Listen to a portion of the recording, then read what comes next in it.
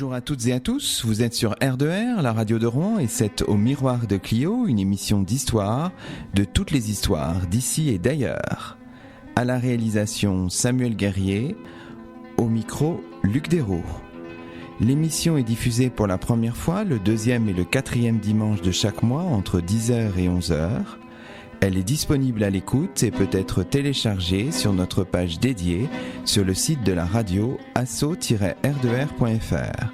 Et vous pouvez réagir au déroulement, au contenu de cette émission en nous retrouvant sur Twitter avec le mot-clé Au Miroir de Clio.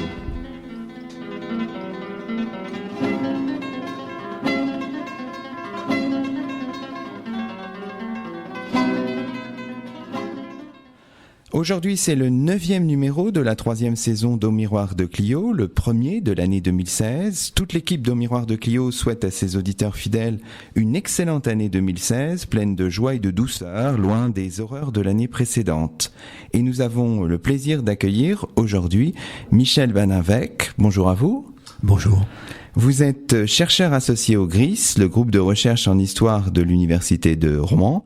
Docteur en histoire, vous avez soutenu en 2012 à l'Université de Rouen, sous la direction du professeur Olivier Feiertag, une thèse intitulée « De la résistance au rétablissement de la légalité républicaine en Normandie, histoire de la Seine inférieure 1943-1946, de l'occupation à la libération ».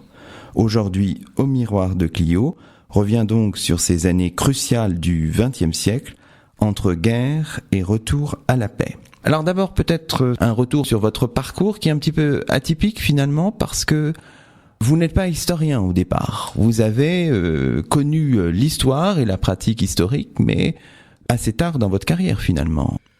Oui, c'est en partie exact parce que j'ai fait d'abord une thèse de doctorat de sciences économiques avec en version histoire économique. Donc en fait, l'histoire m'a toujours intéressé, sachant que il fallait trouver une matière à travailler et à le faire convenablement.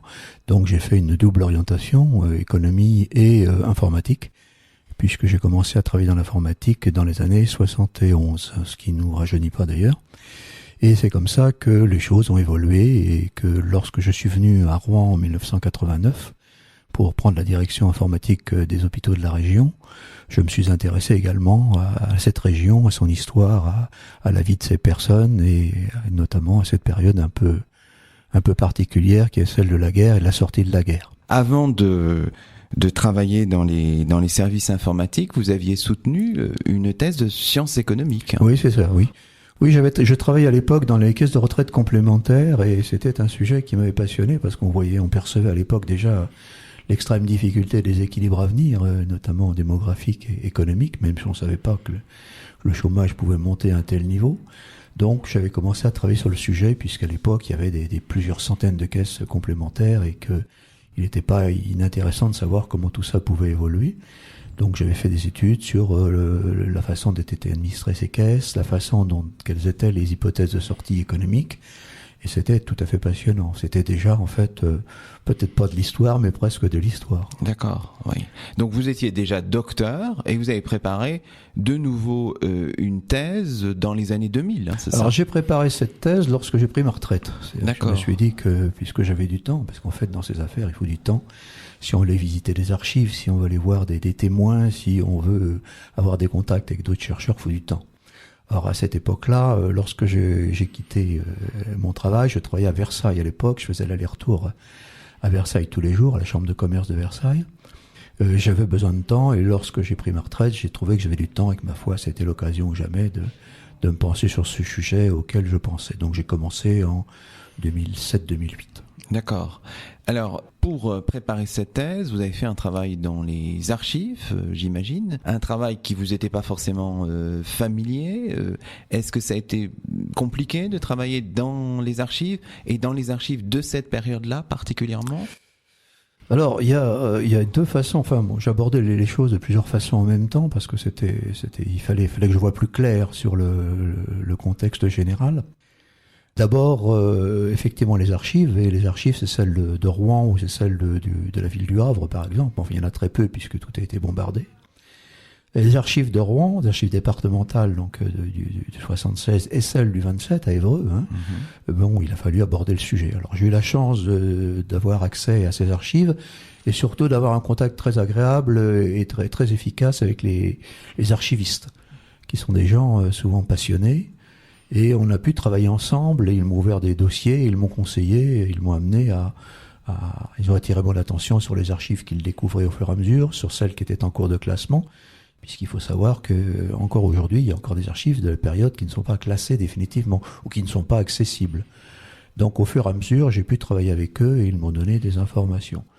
L'autre volet, c'est tout ce qui a été écrit en termes de mémoire, de récits à la sortie de la guerre, que ce soit à partir de 46-47. Je pense aux ouvrages de Nobécourt, de Payès, qui ont beaucoup écrit sur ce qui s'est passé dans la région, mais beaucoup plus comme des éphémérides que comme des réflexions sur ce qui a conduit à cette situation ou ce qui en a découlé. D'accord. Alors j'imagine aussi que vous avez pu vous entretenir peut-être avec des témoins, des survivants de cette époque. Alors il y a encore quelques survivants de l'époque. Très curieusement, ce sont souvent des gens qui ont été les plus atteints dans leur chair, je pense aux déportés. J'ai 2 amis qui ont 95 ans, qui ont été déportés pendant 6-8 mois en Allemagne. Donc, qui ont fait que j'ai eu un contact et chaque fois que j'ai écrit des paragraphes, chaque fois que je suis rentré dans une écriture ou dans une recherche, j'ai été amené à leur soumettre ce que je trouvais, en faisant appel à leur mémoire et surtout à la vision qu'eux, ils avaient conservée de cette époque. Bon, l'idée que j'avais, c'était de ne pas me tromper sur le contexte qui était celui de cette époque. Ce qui m'a amené souvent à me plonger sur l'histoire des années 1930, puisque tout ça est né d'énormes conflits qui datent du début du siècle quand même.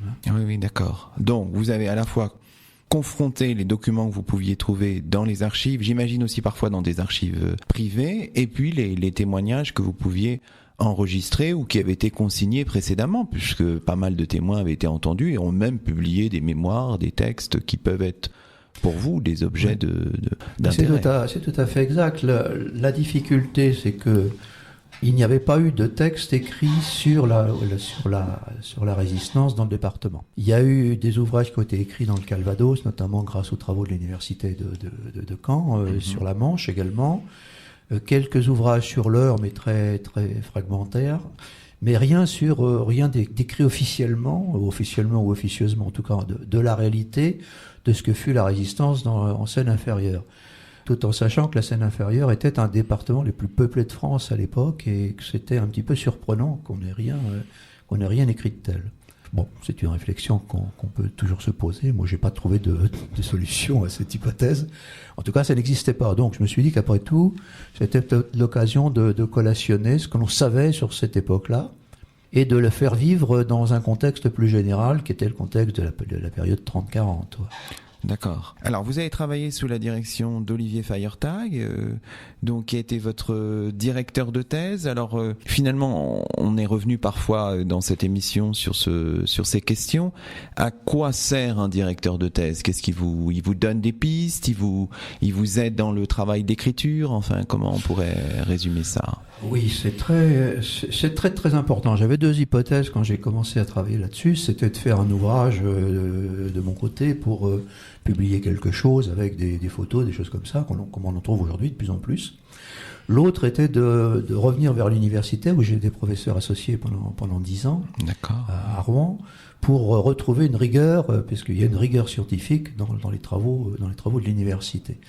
Alors, rigueur scientifique, obligation de justifier les textes que l'on trouve, de donner des références exactes, de se servir des travaux d'études qui ont déjà eu lieu. Il y avait quelques maîtrises qui avaient été faites avant, notamment sous la direction de M. Vimond, de M. Pasteur, et d'essayer de trouver, la ligne directrice qui me permettrait, non pas de faire de synthèse, parce qu'on ne fait pas ce genre de choses, mais d'avoir un esprit de l'époque, et d'essayer de trouver des nouveaux éléments ou de corroborer, ou non d'ailleurs, des ouvrages passés, puisqu'il y a quand même une partie de mythologie dans l'histoire de la résistance en France. Vous avez travaillé pendant combien de temps finalement, si on résume ça doit remonter à 5-6 ans, oui, 5-6 ans de travail quand même. 5-6 ans de travail, oui, ouais, ce qui est effectivement... C'est énorme, ça demande, c'est ce que je disais tout à l'heure, ça demande beaucoup de temps. J'y ai consacré beaucoup de temps, mais c'était un sujet passionnant qui en fait se déroulait devant moi, parce que au départ j'étais parti des archives classiques de Seine inférieure, de Seine maritime comme on veut, avec les archives de la préfecture souvent, et puis les ouvrages qui étaient connus. Maintenant, il y a d'autres choses qui sont apparues au fur et à mesure. Je pense notamment aux archives de la sûreté, de la 3e brigade de sûreté, dans lesquelles on a une description quasi policière, enfin même policière et quasi scientifique des attentats, par exemple.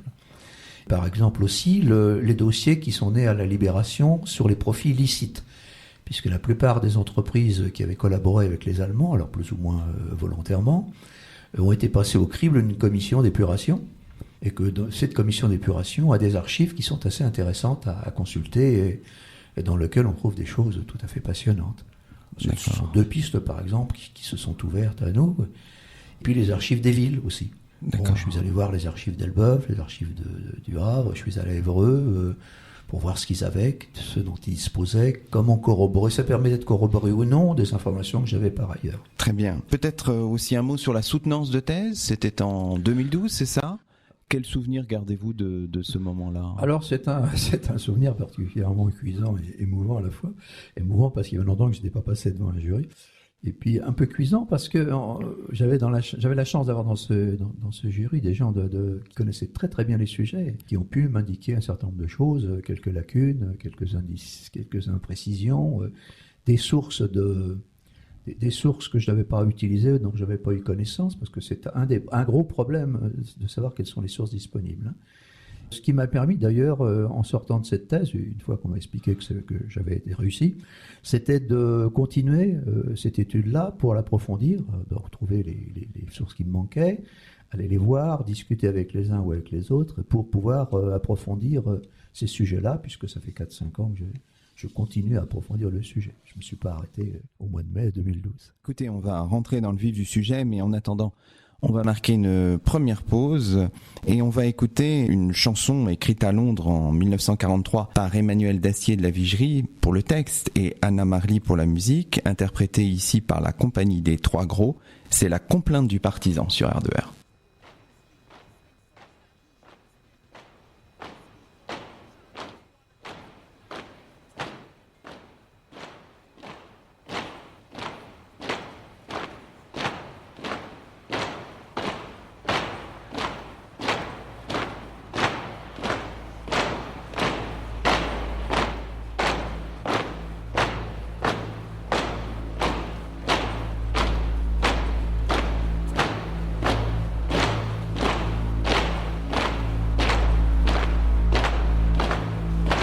Les Allemands étaient chez moi, on m'a dit résigne-toi, mais je n'ai pas pu.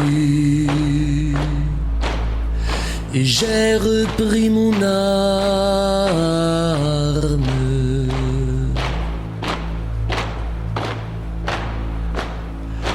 Personne ne m'a demandé d'où je viens et où je vais, vous qui le savez. Effacez mon passage.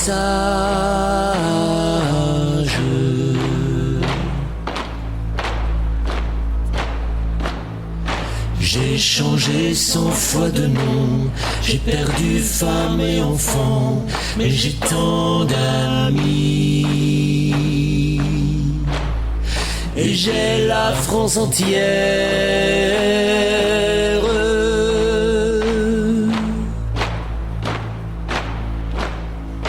Un vieil homme dans un grenier, pour la nuit nous a cachés, les Allemands l'ont pris. Il est mort sans surprise.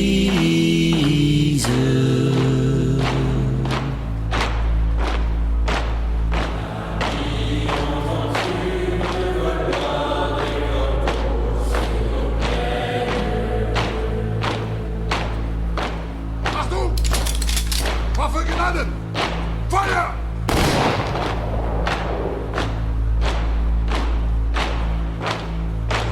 Hier encore nous étions trois, il ne reste plus que moi, et je tourne en rond dans la prison des frontières.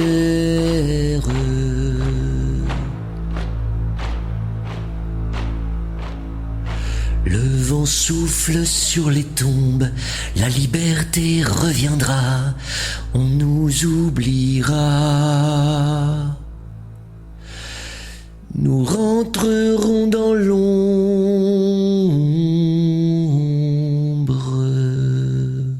C'était la complainte du partisan sur R2R. Vous écoutez Au Miroir de Clio, l'émission d'histoire de la station, et nous sommes toujours en compagnie de Michel Baldinvec, chercheur associé au groupe de recherche en histoire de l'Université de Rouen et docteur de cette université, auteur d'une thèse intitulée « De la résistance au rétablissement de la légalité républicaine en Normandie, histoire de la Seine inférieure, de l'occupation à la libération ». Alors, Michel Baldinvec, dans la première partie de cette émission, on a présenté votre carrière, on a dit la difficulté finalement de faire une thèse sur ce sujet compte tenu des sources disponibles. On a parlé de la soutenance de votre travail en 2012. Alors maintenant, on va revenir très précisément sur la période qui vous intéresse au premier chef. Disons d'abord que si on regarde la Seine inférieure, puisque c'est comme ça qu'on l'appelait en 1940, et si on évoque bien sûr la période, les débuts de l'occupation allemande, vous parlez, je crois, dans vos travaux de suroccupation parce que les Allemands sont très très nombreux dans le département.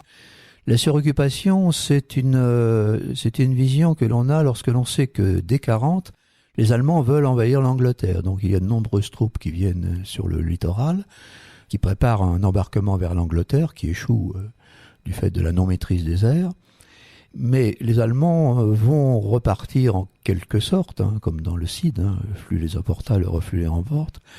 Il y a aussi une nécessité de prévoir ce qui peut se passer par la suite. C'est-à-dire que déjà, les Allemands, les troupes allemandes et les officiers allemands, qui sont loin d'être sots, comme on veut le faire croire dans beaucoup d'émissions ou de textes, se rendent bien compte que si demain les Anglais reprennent le dessus et veulent envahir à leur tour la France, ils passeront par ces plages. Donc ils laissent sur place un certain nombre de troupes qui vont occuper à la fois les ports en eau profonde, comme Cherbourg, Le Havre, et en remontant jusqu'à l'Escaut, et en descendant après sur la Bretagne. Et ils vont également y placer des troupes aériennes, et ainsi que des troupes qui vont surveiller le fleuve, puisque le fleuve Seine a un rôle excessivement important dans cette affaire. Donc on se retrouve avec la forteresse, par exemple, du Havre, où il y a à un moment plus de 20 à 25 000 troupes. Bon, dans l'arrière-pays, que ce soit le pays de Caux ou dans le pays d'Auge ou ailleurs, on se retrouve avec des divisions complètes allemandes, ce qui fait que dans les années 41-42, on est aux alentours de plusieurs dizaines de milliers d'hommes en stationnement permanent dans la région. Ensuite, il y aura évidemment l'invasion de l'URSS par les Allemands, donc les troupes vont quitter en partie le secteur pour aller se battre sur le front de l'Est, et puis elles vont revenir également pour se ressourcer en Normandie. Bon, on aura l'installation d'une division de la Luftwaffe dans le pays de Caux avec 17 à 18 000 hommes dès 1943, et ce sont ces gens-là qui vont traverser la Seine pour se battre contre les Canadiens, les Anglais, les Américains sur la rive gauche de la Seine en 1944. Donc suroccupation avec des états-majors, il y a des états-majors de la Luftwaffe, des états-majors de la Kriegsmarine, notamment à Mont-Saint-Aignan, pas loin d'ici, à l'ancienne clinique Tambaro, où il y a à l'heure actuelle les écoles. C'était un bunker de commandement de la troupe, et à Cantleux, il y avait un commandement de la 81e division d'infanterie allemande. Donc, suroccupation, ce qui implique effectivement des troupes de surveillance. Alors, les troupes de surveillance, tout le monde appelle ça la Gestapo parce que ça fait plus simple.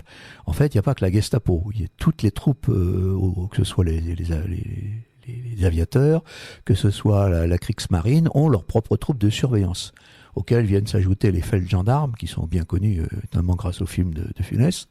Et on s'aperçoit qu'effectivement, il y a des troupes de surveillance très fortes. Mais pas tant que ça. On s'apercevra que le SD allemand va faire des dégâts considérables dans la résistance en 43-44. alors qu'ils ne sont que quelques dizaines, voire quelques centaines sur tous les départements normands.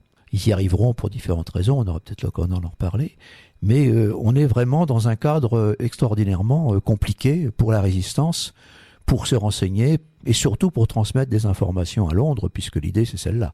C'est-à-dire qu'est-ce qui se passe, les Anglais s'interrogent, qu'est-ce qui se passe derrière derrière les falaises du secteur français. Secteur stratégique pour les Allemands, mais secteur stratégique aussi, vous l'avez dit, pour les Alliés, et qui tenteront d'ailleurs une opération qu'on appelle l'opération Jubilee, en août 42 à Dieppe, qui sera un monumental échec. Il y avait eu d'abord une première tentative sur Bruneval, un commandant anglais qui vient saisir des pièces de radar à Bruneval, grâce à des indications de la résistance, qui donnaient une petite idée de ce que pouvait faire la résistance à cette époque-là, notamment fournir des renseignements. Et on l'a vu lors du débarquement de 44, les Anglais, les Américains étaient très très bien renseignés sur ce qu'ils allaient trouver à l'intérieur des terres ou même sur le front de mer, ce qui les a beaucoup aidés. Bon, mais là, Dieppe, c'est un cas d'école, je dirais. Tout le monde a écrit sur Dieppe. Les motivations de Dieppe, c'est essentiellement, je pense, donner en partie satisfaction à Staline en lui promettant plus ou moins d'ouvrir un deuxième front, parce que c'était très difficile à l'époque. Une tentative aussi de donner satisfaction aux Canadiens qui seront gelés en Angleterre sans rien pouvoir faire. Et puis peut-être une tentative d'analyse de ce que l'on pouvait faire d'invasion dans un port lui-même. Ce qui d'ailleurs était une bonne leçon, puisqu'on s'est vite rendu compte qu'on ne pouvait pas se débarquer facilement sur une plage de galets et dans un endroit hyper fortifié comme l'était Dieppe à l'époque. Bon, rappelons que des centaines de Canadiens, notamment, ont péri à l'occasion de Il y a des centaines de tués, il y a des centaines surtout de prisonniers aussi. Oui. Et des dizaines d'aviateurs abattus dans cette affaire-là. Oui. Il y a 2 grandes périodes de crash d'avions sur la Normandie, c'est Dieppe, et puis après les bombardements de fin 43-44. D'accord. Alors, revenons à notre sujet, au sujet de la résistance. Mais regardons aussi quelque chose qui semble quand même frappant, c'est la précocité de la résistance dans ce département. On a des gestes, on a des actions résistantes dès 1940. Oui, c'est une réflexion. On s'aperçoit que l'histoire de la résistance, c'est grosso modo 3-4 parties qui n'ont rien à voir les unes presque avec les autres. On a une partie de réaction individuelle. On a le cas de Monsieur Achavanne, par exemple, qui est bien connu, qui est un des premiers résistants de France à avoir fait quelque chose de construit en sabotant les lignes téléphoniques. De son plein gré, sans qu'on lui demande rien, sans qu'il ait imaginé d'être dans un réseau. Oui, en juin 40, puisqu'il doit être fusillé début juillet 40. Il a été fusillé, pourquoi ? Parce qu'il a été dénoncé par ses camarades de travail. Ce qui donne une petite idée de l'ambiance dans laquelle les résistants vont commencer à exister. Alors il y a d'autres cas où effectivement, notamment lorsque les troupes anglaises ou américaines, ou enfin pas américaines, canadiennes se replient, elles laissent pas mal d'armes partout. Donc les gens ramassent les armes. Les Allemands interviennent sur ces gens-là pour les mettre en prison, les fusiller, parce qu'on fusillait vite à l'époque, quand même. Et c'est une période assez... c'est ce que Malraux appelait la préhistoire, je veux dire, de la résistance. C'est-à-dire des gens qui se réunissent ou qui se réunissent pas selon un peu des affinités géographiques, des affinités culturelles, pour savoir qu'est-ce qu'ils vont faire. Oui, c'est ça. Qu'est-ce qu'ils vont faire et qu'est-ce qu'ils vont faire, non seulement à cause des Allemands, mais à cause de Vichy, puisqu'il va y avoir petit à petit une empreinte très forte de l'administration de Vichy sur la vie des gens, quoi. Alors, on pourrait citer aussi, je sais pas, je pense au groupe Morpin au Havre, je pense au réseau Saint-Jacques avec Albou, père et fils à Rouen. Donc là, tout ça, c'est dès 40, 41. Oui, tout à fait, oui. Ce qui se passe, c'est que dès que l'invasion de l'Angleterre échoue, la question se pose immédiatement pour les Anglais et les Français libres, qui sont une petite poignée à Londres, faut le savoir, c'est de savoir qu'est-ce qui se passe. Puisque l'intelligence service n'a pratiquement pas laissé de personnes derrière en se repliant. On n'a pas de traces de ça dans les archives. Donc il faut aller envoyer des gens de Londres ou venant de l'intérieur pour aller voir ce qui se passe. Et ça, c'est l'origine du réseau de la confrérie Notre-Dame de Rémy. C'est le réseau Saint-Jacques qui vient directement d'Angleterre. Et Duclos, qui est donc l'homme de Saint-Jacques, va traverser la Manche, prendre des contacts avec des gens qu'il connaît. Et c'est comme ça que vont se créer les premières recherches.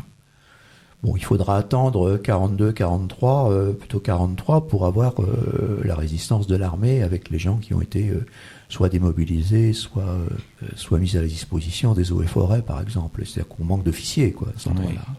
Alors, on pourrait citer dans les réseaux qui sont les plus précoces, hein, celui au titre assez romantique, celui du vagabond bien-aimé du Havre. Hein, c'est quelque chose. Au début, ça m'avait fait comme tout le monde, un peu sourire parce que bon. Et quand on regarde de près, j'ai retrouvé des documents récemment à Vincennes de cette composition, puisque c'est en fait des jeunes gens qui vont se regrouper au Havre autour d'un garagiste serbe qui était officier de l'armée belge en plus. Et ces gens-là vont se dire, comme tous les autres, qu'est-ce qu'on fait, qu'est-ce qu'on peut faire? Alors, qu'est-ce qu'ils vont faire? Ils vont faire plutôt on va dire ça comme ça, de la propagande, de l'information. Ils vont essayer de montrer que c'est pas fini, que les Allemands vont devenir sous pression, qu'il y a de l'espoir. Donc, ça va être un travail assez important.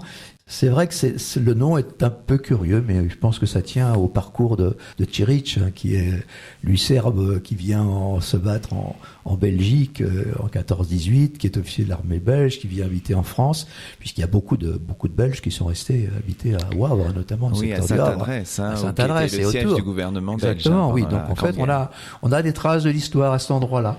Et c'est un petit groupe qui va, alors lui, Ćirić, je crois qu'il va décéder en juillet 44. En décembre, je crois, 44. Ouais, peut-être, oui. Enfin, il va pas connaître vraiment la libération telle qu'on l'a vécue. Il y a un de ses membres qui va être déporté, qui ne reviendra pas de déportation. Et quand on regarde les effectifs, ils étaient 10-15. C'est extraordinaire la volonté de ces gens, le courage qu'ils ont, parce que la répression allemande va être très très dure, très très forte. Alors, quand on regarde de manière plus générale, là, en s'éloignant de l'année 1940 ou de l'année 1941, quand on regarde la résistance, il faut peut-être souligner d'abord, du point de vue numérique, l'importance de la résistance communiste, qui se déploie surtout à partir de 1941, bien sûr, mais qui est très puissante. Oui, c'est incontestable. Je crois qu'on assiste à quelque chose qu'on va retrouver partout en France, c'est-à-dire en fait une résistance communiste qui se met en place. Alors il y a des communistes qui rentrent en résistance avant 41, c'est incontestable. Et puis dès l'instant où les Allemands envahissent l'URSS, le Parti communiste se met en ordre de bataille pour ouvrir une espèce de deuxième front dans les pays occupés. Et on verra petit à petit. Alors, moi, je suis arrivé à la conclusion que c'était plutôt à travers les cadres de la CGT, communiste, CGTU, qu'on va trouver les cadres du Front National et des FTPF. On trouve beaucoup d'anciens syndicalistes, notamment, je pense au Havre, Eudier et compagnie, qui sont des syndicalistes et qui vont reprendre et qui ont l'habitude, plus que tout le monde d'ailleurs, de l'action clandestine, puisqu'il faut savoir que dès 1939, le Parti communiste et la CGT ont été déclarés illégaux. Donc ils vont rentrer dans la clandestinité. Certains ont participé à la guerre d'Espagne. Et on retrouve là des matières à rentrer dans l'activité. Et eux, leur activité sera plus une activité de combat qu'une activité de renseignement ou qu'une activité de sauvetage des aviateurs, qui va être une des grandes activités du secteur. Donc ils vont avoir une spécificité et on va les retrouver essentiellement dans les banlieues ouvrières des villes comme Rouen, Sotteville, etc., Grand-Quevilly, et puis aux alentours du Havre et dans le secteur du Havre. D'accord. Alors, on rappelle FTP, dont vous avez parlé, francs-tireurs et partisans. C'était l'organisation militaire. L'organisation militaire on peut dire du Parti communiste sans que ça vexe personne. D'accord. Oui, d'accord. Alors, parmi les autres mouvements qu'on peut citer, on peut citer Libération Nord, qui a eu un rôle important aussi. Alors, on retrouve effectivement un espèce de système dans lequel on va discerner quand même des opinions politiques. Alors, à la fois parce qu'il y a forcément un aspect idéologique derrière tout ça, et puis surtout parce que on regroupe des gens qui se connaissaient. Quand on prend Libération Nord, écrit dès 40-41, avec des gens qui viennent de la SFIO, quelques radicaux socialistes, et qui vont se regrouper parce qu'ils se connaissent. Il y a beaucoup d'élus communaux socialistes dans la région, et qui vont effectivement avoir un rôle à jouer. C'est la même chose au niveau des FTP, où on va retrouver beaucoup d'anciens de la CGT ou du Parti communiste, même si le pacte allemand-soviétique de 1939 va quand même briser briser ces aspects-là. Et puis on va retrouver à côté de ça d'autres éléments, des gens plus à droite au sein de l'organisation civile et militaire, etc., etc. Donc on aura dans la résistance des mouvements qui tiennent un peu à des idées politiques, et puis on aura des mouvements qui sont plutôt liés à des opérations particulières. On a par exemple des mouvements qui se créent autour de l'aide aux aviateurs, on a des mouvements qui se créent autour du renseignement, et puis quelques mouvements qui vont, eux, s'attaquer directement aux Allemands dans des maquis très très peu nombreux. Hein. On pense aux frères Boulanger, par exemple, qui ont eu un rôle important, et qui vont recevoir d'ailleurs l'appui des Anglais. Alors, vous utilisez les mots là, mouvement, réseau, maquis, peut-être qu'il faut vous éclairer. Un mouvement, c'est plutôt un groupe de gens qui se réunissent par affinité, quoi. Alors ils ont souvent été créés sur place ou se sont créés sur place et sont après rattachés à des mouvements nationaux. Je me suis rendu compte par exemple que la question qui m'a été posée, c'est comment acheminer les informations que l'on avait concernant le mur de l'Atlantique, qu'on aurait pu appeler le mur de la Manche d'ailleurs, vers l'Angleterre. Et je m'aperçois que ça ne transite pas par les départements qui sont joints, que ce soit la Somme ou le Calvados, mais ça transite par Paris. Donc on s'aperçoit qu'il y a des mouvements par le train. Paris, le train était beaucoup utilisé par la résistance à cette époque-là. Donc c'est ça. Le réseau, qu'est-ce que c'est ? C'est un groupe, c'est plutôt des organisations qui proviennent soit des mouvements eux-mêmes, soit qui sont organisées par le bureau central de renseignement de gaulliste, le BCRA de Londres. Alors ce sont souvent des petites, en Seine-Maritime, ce sont des petites unités. Les réseaux, maximum, on trouve 7-8 personnes maximum. C'est pour ça qu'on a beaucoup de réseaux, mais composés d'un nombre très faible de gens. Ce sont des organisations, je dirais presque paramilitaires, avec des objectifs particuliers. D'accord. Et les gens se déclarent comme soldats, quoi, en fait. Avec des grades, bien sûr, qui sont liés à leur fonction. Hein. Donc, mouvement, réseau et maquis. Alors le maquis, c'était l'idée du maquis, c'était de regrouper à des endroits stratégiques et protégés des gens qui voulaient faire la guerre aux Allemands. Mm-hmm. Alors il y en a très peu chez nous. Oui. Pourquoi ? Parce que la Seine-Maritime n'a pas de grand massif forestier. Non. C'est pas le Vercors. C'est pas le Vercors, c'est pas les Glières, c'est pas la Savoie, c'est pas le Limousin. Alors, des maquis, il y en a eu un, notamment à Ry, à côté de Ry, mais c'était un groupe ils ont dû être 25-30 au maximum. Et c'est assez atypique, puisqu'ils n'étaient pas dans la forêt lointaine, ils étaient dans des caves qui avaient été creusées en dessous de la scierie, qui étaient utilisées par les frères Boulanger pour leur travail. Donc c'était un maquis souterrain, et les gens sortaient la nuit pour faire des opérations de déraillement, de sabotage, etc., ou de ramasser les quelques armes que les Anglais parachutaient. On a fait cette distinction qui est quand même c'est important, parce qu'il n'y a pratiquement pas eu de maquis dans la région, on ne peut pas dire ça. On a parlé de Barneville aussi, hein, puisque ça vient souvent. Ry et Barneville sont les deux grands maquis. Le maquis de Barneville, qui est à côté de Beaurachard, est un maquis FTP où ils étaient 14 ou 15. D'accord, oui. Donc malheureusement, les Allemands les ont trouvés et les ont exécutés pour la plupart.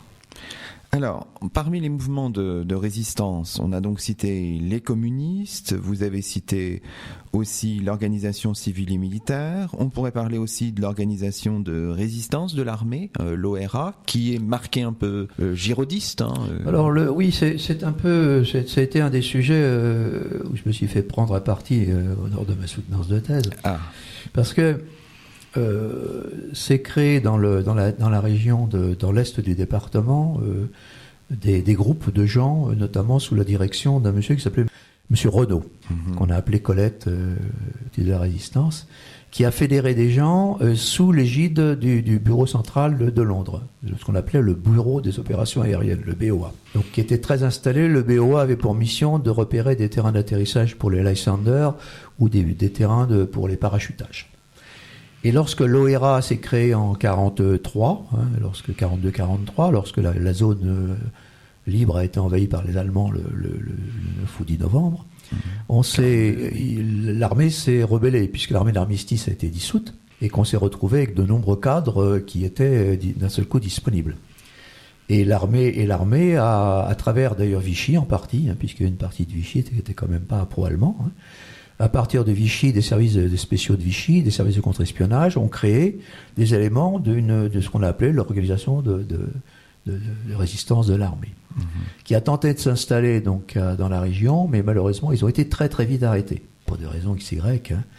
Donc les gens qui s'étaient enrôlés dans cette affaire-là se sont retrouvés entre les bras du BOA, puisque c'était le seul élément qui était... Donc ça m'a permis d'expliquer que finalement l'OERA dans le secteur, c'était pas un mouvement girodiste, mais bien presque devenu un mouvement gaulliste, qui m'a valu un certain nombre de remarques acerbes.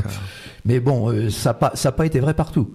L'OERA, par exemple, dans le Calvados, a bien eu son activité propre en tant que mouvement avec des officiers, des troupes, enfin bon, un mouvement sérieux militairement. Alors, on peut citer quelques noms, peut-être, je pense à Michel Multrier, par exemple, qui est engagé. Alors, Multrier, oui, c'est un officier d'active, hein, il était capitaine d'artillerie à l'époque. Il connaissait bien la région. Il a effectivement été nommé très tard comme responsable des forces françaises de l'intérieur, les FFI. Sachant que les FFI devaient regrouper l'armée secrète, c'est-à-dire les troupes de l'ensemble des mouvements, ainsi que les FTPF, ce qui ne s'est pas produit. Les FTPF ont tout fait pour ne pas être regroupés. Le problème, c'est qu'il a été très vite identifié par les Allemands et il a dû fuir pratiquement en mars-avril 1944 pour revenir quelques temps après, prendre la direction des FFI du département. C'est aussi là une trajectoire très, très particulière, quoi. Alors, on souligne en évoquant tous ces mouvements de résistance, finalement, le poids de la France libre, les directives londoniennes très visibles avec le bureau des opérations aériennes. Ça me semble quand même très important, mais il faut souligner aussi le rôle, on a tendance souvent à le minorer dans l'historiographie de la résistance, le rôle du SOE, le Special Operations Executive, dont la section française était dirigée par Maurice Buckmaster. Moi, j'en ai fait un paragraphe un peu particulier de ma thèse, parce que je trouvais qu'effectivement, on n'en parlait pas trop souvent. Et s'il y a bien eu des gens qui sont venus faire des choses sur le territoire, ce sont bien les gens du SOE. Alors en plus de ça, c'était non seulement des gens du SOE, mais c'était essentiellement des Français. Des Français qui d'ailleurs s'étaient engagés dans l'armée anglaise.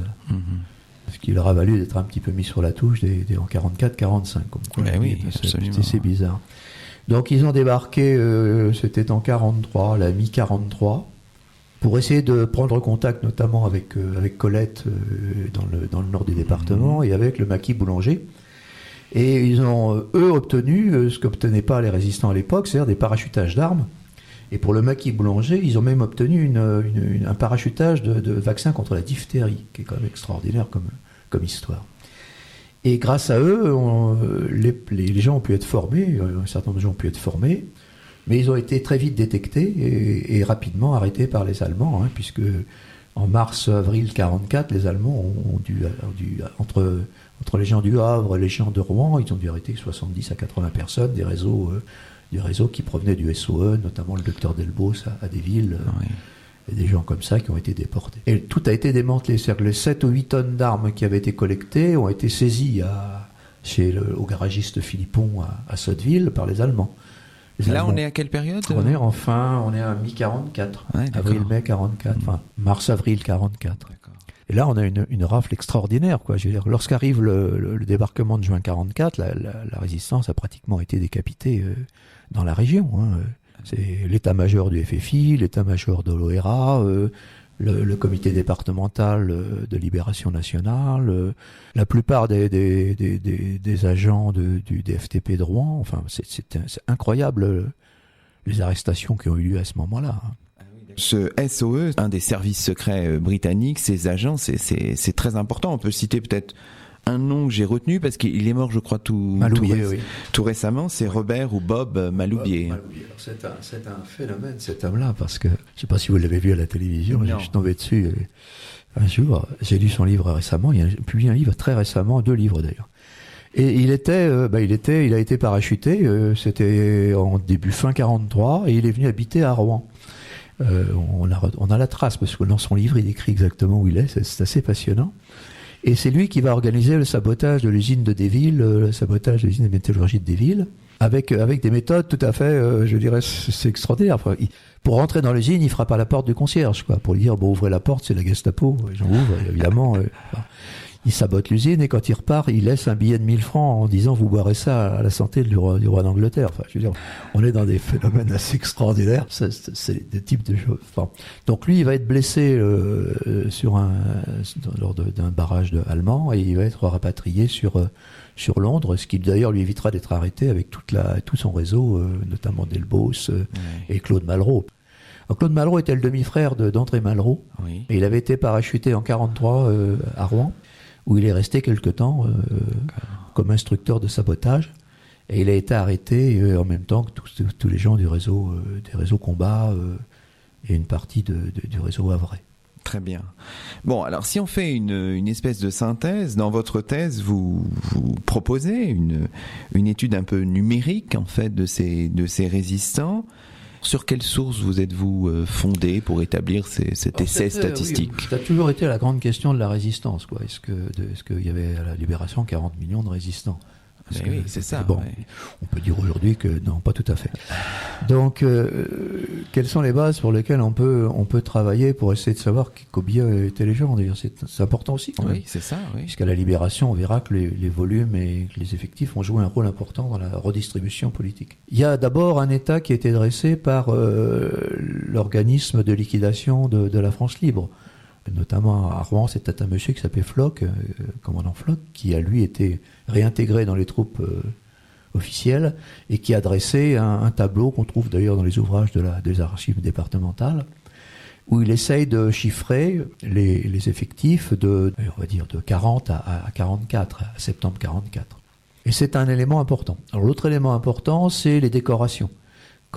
Qu'est-ce qu'on demandait les gens ? Les gens demandaient, on pouvait demander une carte de combattant du volontaire de la résistance avec examen de leur dossier.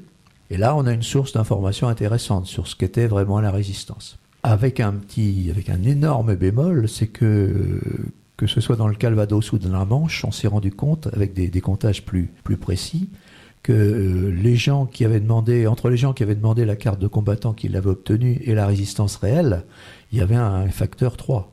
Dans la mesure où on savait que dans la Manche et dans le Calvados, il y avait un facteur 3, on pouvait se dire que c'était la même chose chez nous, qui s'avère à peu près exact d'ailleurs. Bon, la deuxième chose, c'est qu'il ne faut pas confondre la résistance et les FFI. Parce que il y a des gens qui se sont engagés en 1er septembre 1944, quoi. Oui, c'est ça. C'est pas des résistants, c'est des FFI. Ils se sont battus pour leur pays par la suite. Ils se sont engagés dans les bataillons de marche, mais ce ne sont pas des résistants. Ensuite, il faut savoir qu'il y a eu beaucoup d'arrestations. Il y a eu 1600, 1700 déportés dans le département, un certain nombre d'internés, on n'en connaît pas vraiment le nombre, puisque les gens ont pu être internés puis déportés par la suite. Puis ensuite, la réalité, c'est qu'il y a le terrain. Je veux dire qu'on peut avoir été 3 mois résistant en 41 et redevenir 3 mois résistant en 44, c'est toujours le même. On peut avoir été résistant 3 jours, une semaine. C'est très compliqué. C'est très compliqué à savoir, et puis... La seule certitude qu'on ait, c'est les déportés, parce qu'il y a des dossiers. Les gens qui ont eu la croix de combattant, parce qu'il y a des dossiers. On a la croix de la libération aussi, qui a été distribuée avec parcimonie. Donc là, on a des dossiers. Pas souvent les mêmes, d'ailleurs, très curieusement. J'ai fait des recoupements.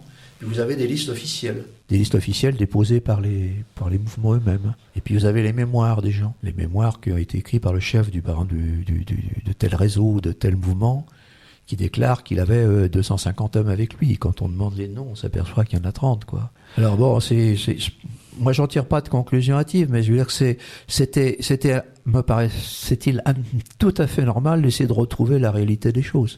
Mais la résistance dans le département de Seine-Inférieure, ça représente quelques centaines de personnes. Non, je pense que non, on est aux alentours, à mon avis, entre 3 et 4 000 sur la période. D'accord. Donc 3 ou 4 000. Et plutôt des jeunes, hein. Alors non, justement, c'est une révélation que j'ai pu avoir en consultant les dossiers. On s'aperçoit que non, la grande majorité, ce sont des gens que je vais qualifier d'établis, entre guillemets. C'est-à-dire des gens qui ont entre 30 et 45 ans. D'accord. Oui, donc c'est pas du tout l'image qu'on a à travers les films qu'on connaît à la Libération, du jeune homme qui saute dans le fossé avec sa stène à la main, ce qui n'est pas très prudent entre nous, enfin bon. D'accord. Mais c'est pas ça, quoi. C'est pas des jeunes. Il y a beaucoup de jeunes, il y en a des très jeunes. Il y a beaucoup de foyers aussi, le père, la mère, les enfants parfois. Les familles, voilà. Les familles. Ouais. Mais vous avez beaucoup de gens établis avec malgré tout une majorité d'ouvriers d'employés. Bon, alors peut-être pour terminer cette partie avant de marquer notre deuxième pause musicale, on a parlé de tout ce qui a été mené au travers des exemples que nous avons mobilisés, des opérations de sabotage, etc., des gestes finalement multiples de la résistance. Mais peut-être un mot sur la presse clandestine, des outils de la résistance. Est-ce qu'on en a une idée dans le département? Alors on en a, oui, on en a une idée. On a une idée de la presse collaborationniste, bien sûr. Ah ça, oui. Parce que c'était celle qui était officielle. Et puis ça s'est mal terminé pour elle. Et puis il y a eu dans le département, je renvoie vos auditeurs à un ouvrage qui a été écrit par Monsieur Couture, qui est décédé il y a quelque temps, qui a fait une étude sur la presse. On s'aperçoit qu'il y a deux sortes de presse. Il y a une presse qui vient de Paris. Je pense à Témoignages chrétiens qui arrive par le train ou que les gens vont chercher. Mais on est en phase de centaines d'exemplaires. Ça va pas bien loin. On a une presse locale, notamment je pense à l'Eurache, au Havre. Je pense à la presse FTP ou FN, Front National, avec des spécificités selon la profession. Mais ça va pas loin. Ou Libénor, chaque mouvement a voulu avoir son journal. Mais on est en phase d'une distribution de quelques centaines, alors que dans le département, il y a 900 000 personnes, quoi. C'est-à-dire que c'est quelque chose de très fragmentaire, avec évidemment des tracts classiques qu'on retrouve souvent, des écritures sur les murs, des choses comme ça, qui montrent la présence plutôt que la presse elle-même, quoi. La radio, c'est la même chose, hein. La radio, les gens écoutent la BBC ou écoutent la radio suisse, plutôt que la radio allemande ou la radio française, dite allemande, ou l'inverse. C'est un contexte aussi à appréhender parce que aujourd'hui on est dans un système où on est submergé d'informations. Le contexte, c'est pas celui-là à l'époque. On est plutôt dans une recherche d'informations. Si les gens écoutent la BBC, qui est un instrument extraordinaire, quoi. C'est pour savoir comment ça se passe vraiment. Mais on s'aperçoit que finalement ils sont pas si mal informés que ça. Ça, c'est une grande découverte. On va poursuivre cette discussion dans un instant, mais on va marquer une deuxième pause musicale et on va entendre un chant de révolte italien qui célèbre l'engagement dans le combat mené par les partisans italiens de la Seconde Guerre mondiale. C'est Bella Ciao sur R2R.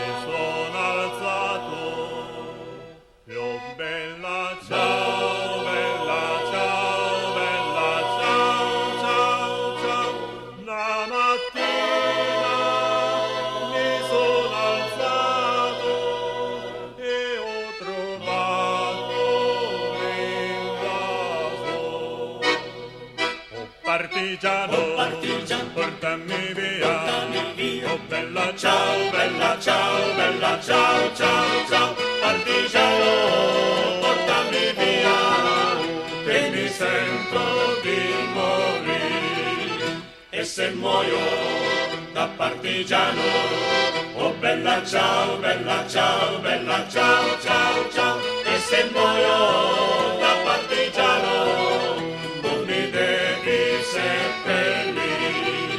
seppellire sulla montagna, oh bella ciao, bella ciao, bella ciao, ciao, ciao, seppellire sulla montagna, sotto l'ombra di un bel fiore, e le genti che passeranno, oh bella ciao, bella ciao, bella ciao, ciao, ciao, e le genti che passeranno mi diranno che bel fiore, questo è il fiore del partigiano, oh bella ciao, bella ciao, bella ciao, ciao, ciao, questo è il fiore del partigiano, morto per la libertà, questo è il fiore del partigiano, morto per la libertà.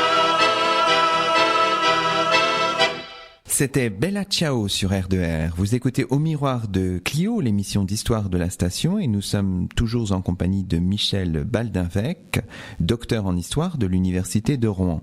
Alors Michel Baldinvec, il nous reste plus que quelques minutes pour terminer cette émission et pour évoquer évidemment la libération qui intervient au milieu de 1944. La libération de Rouen, c'est à la fin du mois d'août. Oui, effectivement, et c'est long cette période, c'est très long, parce que le débarquement a eu le 6 juin. Oui.